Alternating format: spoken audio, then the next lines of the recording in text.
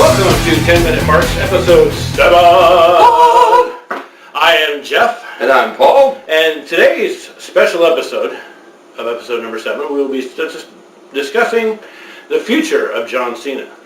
And as it relates, there's been a lot of talk about how John Cena, and this is the reason we came up with this, is how John Cena relates to Hulk Hogan. How he is pushed on us like Hulk Hogan, how he is charismatic and good on the mic like Hulk Hogan was, how he's limited in the ring like Hulk Hogan was.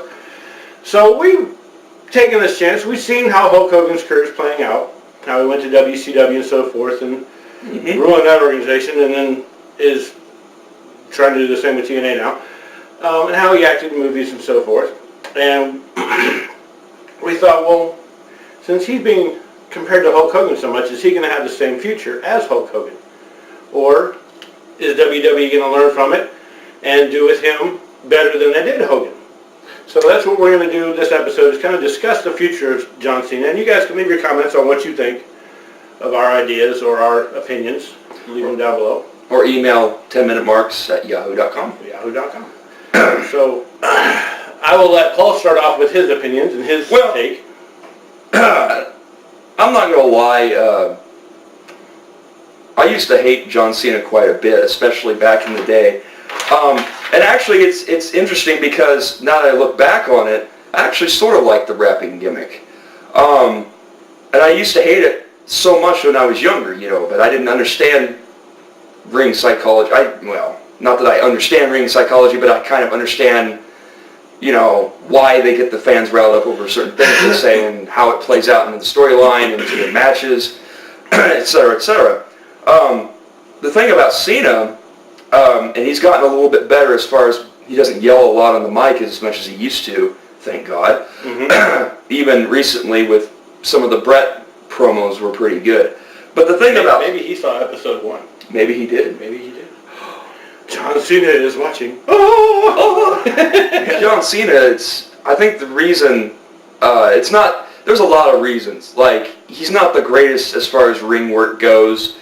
Some of his best matches were with Edge, or with Chris Jericho, with Shawn Michaels, Triple H. But then you put him with a younger guy like Umaga, for example. I don't want to throw him out there so much. That's the one of the names that comes to mind. I know he's passed away, but he was a younger guy, and like with his match with him, it was kind of like, so what? Or with Randy Orton, back when Orton was less experienced too, it was a little bit kind of, not necessarily a bad match, but just kind of an okay match. There's that. So fans criticize him for his ring work, like ECW fans be like, you can't wrestle. Another thing is, he switched around on gimmicks, and they keep kind of changing things around so much, it's like they can't quite fit him with what works, or they can't get it to work. And that's another reason I think a lot of Cena fans don't like him. And I know that's one thing in particular that I didn't like, was that he'd do the Hogan thing where he'd do 4 moves and pin him. But he also had this gimmick that didn't quite get over, and so now he's as far as his gimmick goes now, he's stuck in limbo land. It's kind of hard to explain, but it's like he's not having really a gimmick, but he's also not really being himself either. And I'm not sure if they're still figuring that out or whatever. But it's like they tried to do the rapper gimmick and they got rid of that for some reason. Yeah, and I totally disagree with Paul on that. I love the rapper gimmick.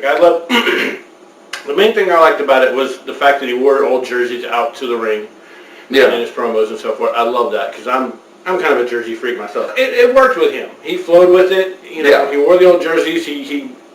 I got that, and it was original. Nobody in the WWE that I remember did it. And he had some good insults and good mic skills with that. So I liked it. I hated it when he went away from it. I thought he started selling out a little bit, especially when he started wearing his own T-shirts everywhere. And I realized you have to do that. Right. Because you're promoting yourself and your own product, and you want to sell as many T-shirts as you can. But at the same time, is there a way we can find a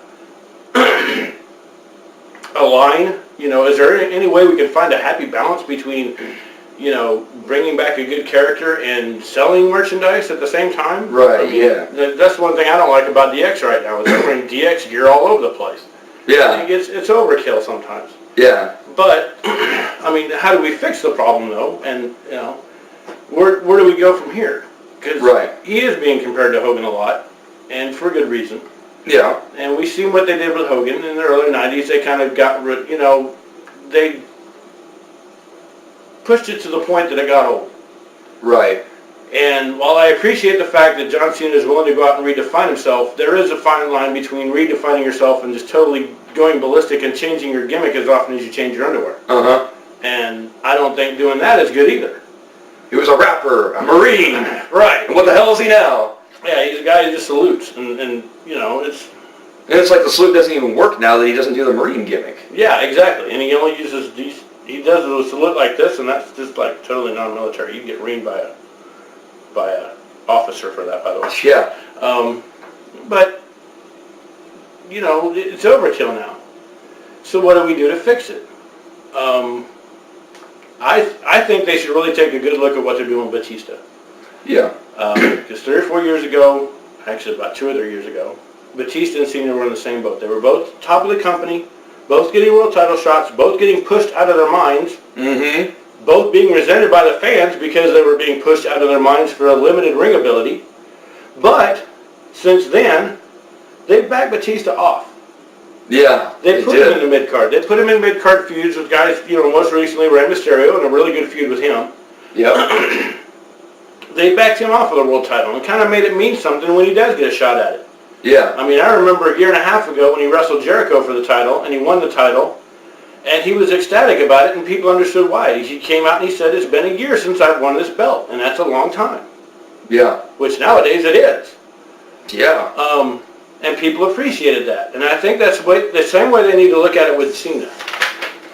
Have him try, and the thing is, can he though? Can he carry a mid-card feud with somebody without the title being on the line? Can he make it interesting? When was the last mid-card feud he had? Was The Miz? The Miz. And that was how long? A month. And the thing is, The Miz carried that feud. At least on TV anyway, because he would come out and say, I beat John Cena, because John Cena didn't show up, or I verbally assaulted John Cena, so I beat him again. That was very Jericho-esque to me. Yeah. That was carrying a feud without the other guy actually being there. Goldberg. Exactly. And Dean Malenko at one point. Yeah, Dean Malenko, yeah. Dean Malenko was injured on the shelf for 2 or 3 months. He carried a feud with him with Dean Malenko not even being there. Yeah. And that was, the Miz was kind of doing that. Yeah. I'm the man of 1,002 moves. Let me list them off. Yes. Great. But that was more the Miz than it was Cena back then. Yeah. Can John Cena carry a mid-card feud without the title being on the line? That's the question we pose. Can he do it? Do you need to put him in a stable? Do you need to find him a tag team partner? Put him in a tag team like they did with the $1 Million Man in IRS. Yep. Yeah. I think they should seriously look at what they're doing with Batista though.